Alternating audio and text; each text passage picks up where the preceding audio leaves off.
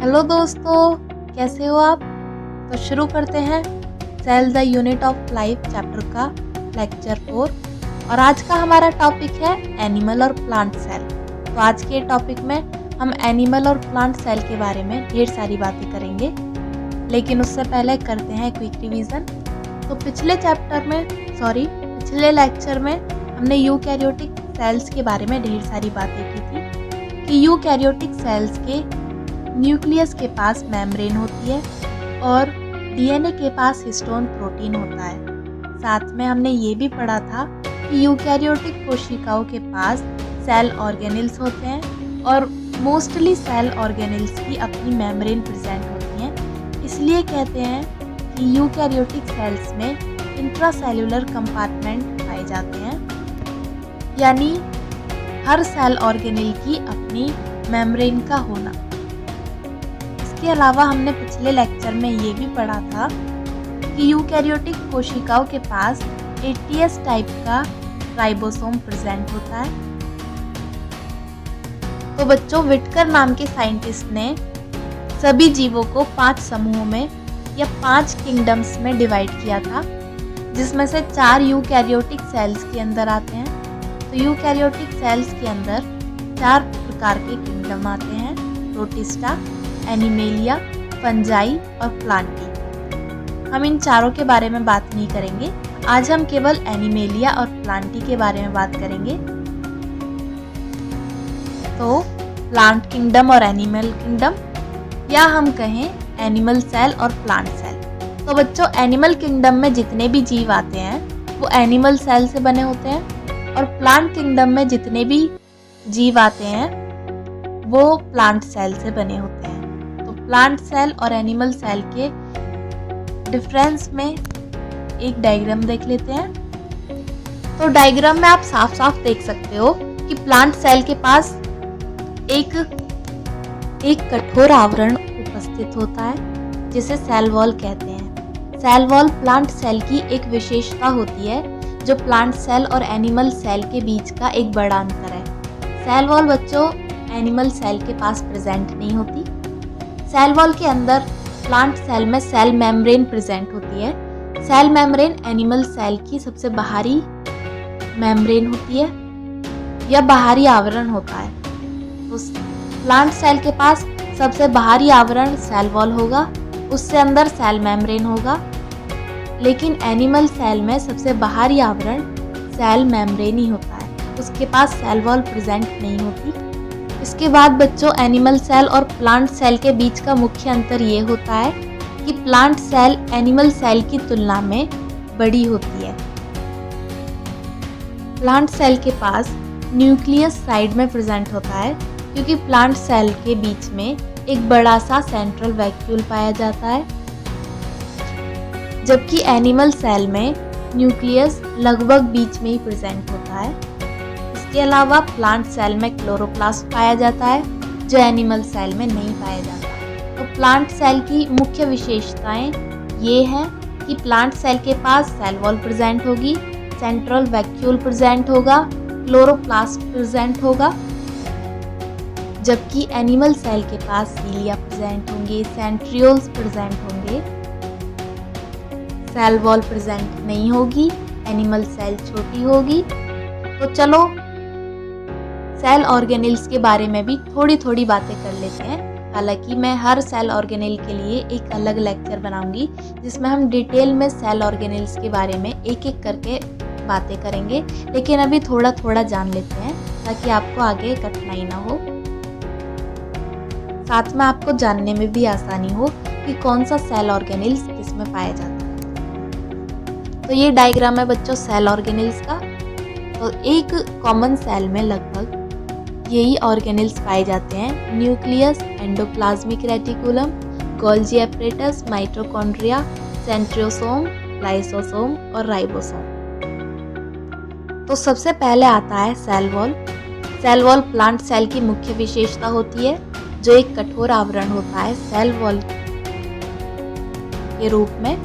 कि cell wall का सबसे बाहरी पार्ट होता है जो कि मृत होता है, यानी डेड होता है, और ये डेड बच्चों इसलिए होता है क्योंकि सेल वॉल सेल के अंदर और बाहर के बीच में कुछ भी लेन देन नहीं होने देती। ये कठोर आवरण होता है, जबकि सेल मेम्ब्रेन फूड मटेरियल को सेल के अंदर भी आने देगी और सेल में बने हुए एंजाइम्स को या वेस्ट मटेरियल को बाहर भी जाने देगी।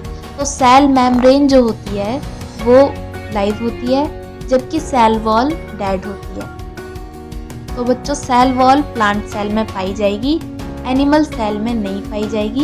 इसका एक डायग्राम देखते हैं। तो ये है सेल वॉल। नेक्स्ट आता है सेल मेम्ब्रेन। सेल मेम्ब्रेन बच्चों दोनों प्रकार की सेल्स में पाई जाती है, एनिमल सेल और प्लांट सेल में। प्लांट सेल में सेल वॉल के अंदर सेल मेम्ब्रेन प्रेजेंट होती है, जबकि एनिमल सेल में सबसे बाहरी आवरण सेल मेम्ब्रेन ही होता है, क्योंकि उसके पास सेल वॉल प्रेजेंट नहीं होती। तो चलो बच्चों देखते हैं सेल मेम्ब्रेन का एक प्यारा सा डायग्राम। तो सेल मेम्ब्रेन में कुछ चैनल्स पाए जाते हैं जो सेल से अंदर और सेल के बाहर जाने के लिए फूड मटेरियल को या वेस्ट मटेरियल को, एंजाइम्स को हेल्प करते हैं। इसके बाद आता है न्यूक्लियस। न्यूक्लियस दोनों प्रकार की सेल्स में पाया जाता है, एनिमल सेल में भी और प्लांट सेल में भी। न्यूक्लियस एक सेल का इम्पोर्टेंट पार्ट होता है। न्यूक्लियस के अंदर जेनेटिक मटेरियल पाया जाता है, डीएनए और क्रोमोसोम पाए जाते हैं। ये है न्यूक्लियस। न्यूक्लियस के बाद आते हैं सेंट्रल वैक्यूल में।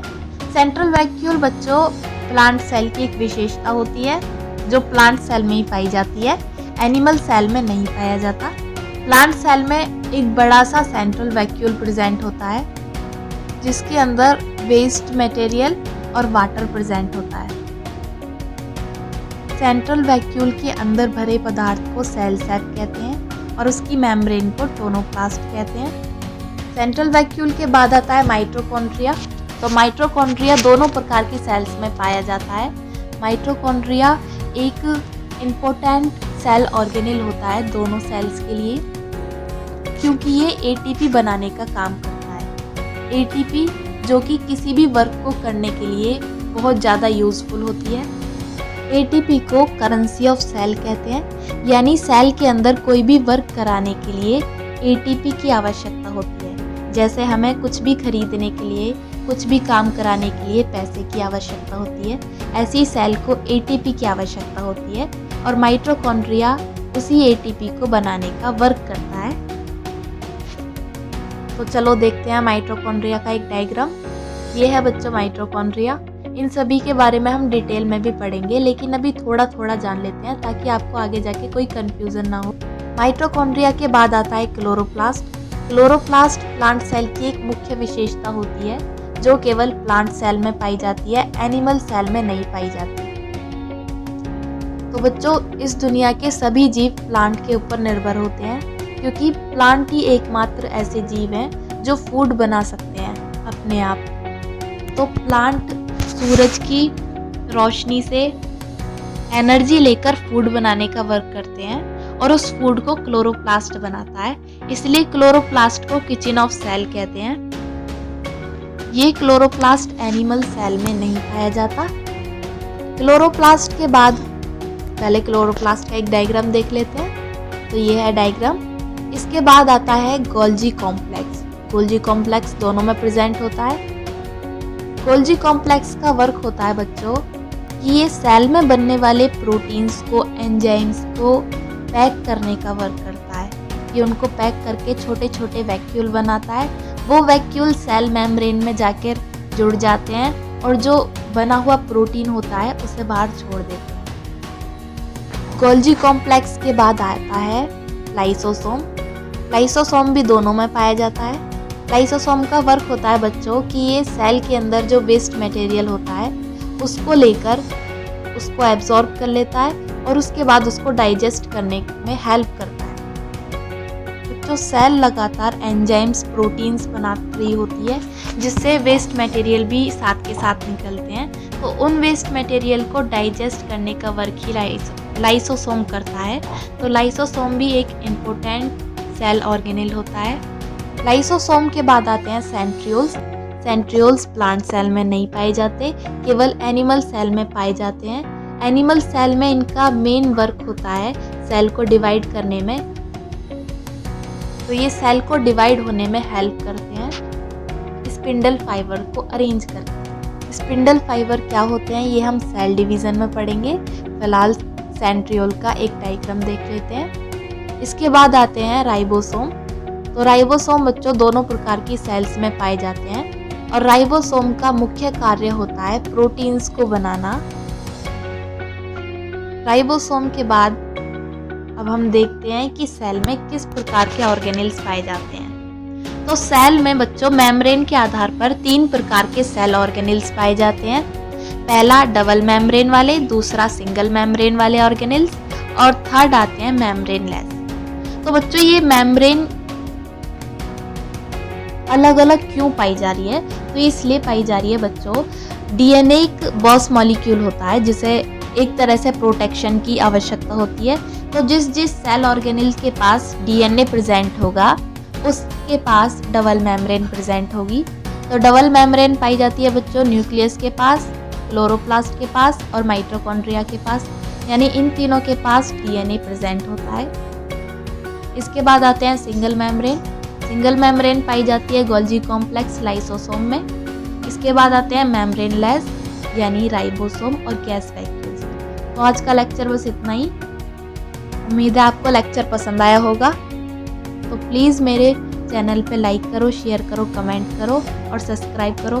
Thank you so much. Bye bye.